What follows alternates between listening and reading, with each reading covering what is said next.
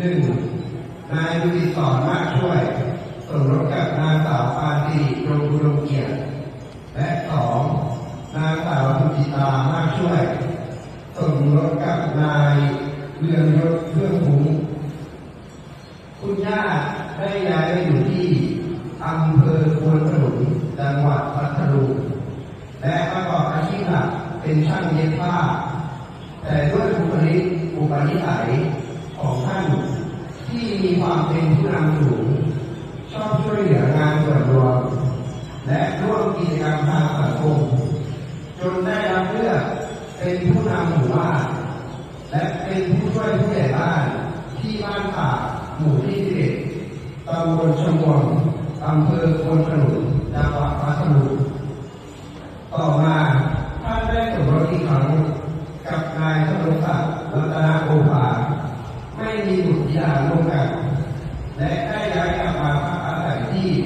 ชุมชนคุณพาสันติตำบลโพธิ์เสด็จอำเภอเมืองจังหวัดนครศรีธรรมราชท่านยังประกอบอาชีพ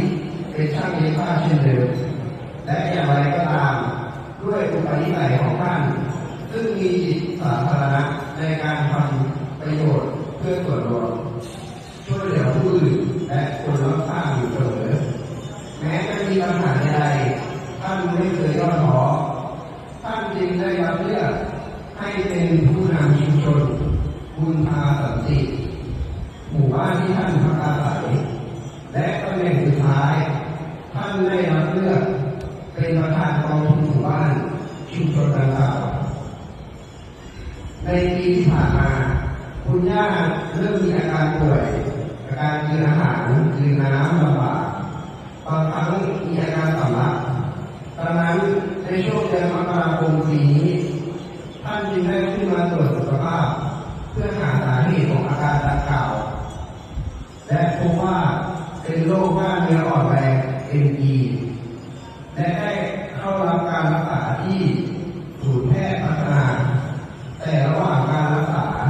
คุณย่ามีอาการหายใจอ่อนเพลียเหนื่อยหอบจึงได้เข้ารับการรักษาฉุกเฉินที่โรงพยาบาลนพรัตน์ราชธานีตั้งแต่วันที่ 25 เดือนมีนาคมเรื่อยมาซึ่งขณะที่รักษาตัวที่โรงพยาบาลคุณย่าต้องต่อสู้กับอาการเจ็บปวดและต้องใช้ความอดทนอย่างสูงในการรักษาตัวทั้งคุณพ่อบุญและคุณอาภิเมื่อได้เข้าเยี่ยมจะดูแลเช็ดหน้าเช็ดตัวนวดแขนนวดขาให้คุณย่าบรรเทาอาการเจ็บปวด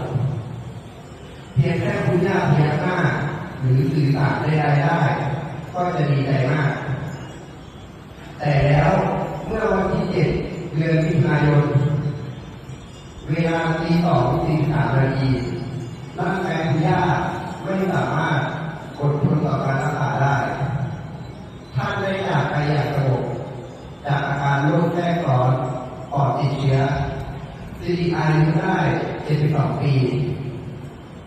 แม้การจากไปของท่านจะเป็นความเสียใจกระเจิงหวงของครอบครัวแต่วันนี้เวลานี้คุณย่าได้นอนหลับไม่ต้องทรมานจากอาการเจ็บป่วยจากการรักษาทุกความคิดถึงคุณย่าคือตัวแทนของความรักความเมตตาและกระผมแต่จดจำและระลึกถึงคุณย่าผู้เป็นต้นแบบในการทำงานในการเอาชนะอุปสรรครวมถึงเป็นผู้ที่มีจิตใจที่ดีงามทำประโยชน์เพื่อสังคมความทรงจำและความดีที่ท่านทิ้งไว้จะคงอยู่ในหัวใจของทุกคนตลอดไป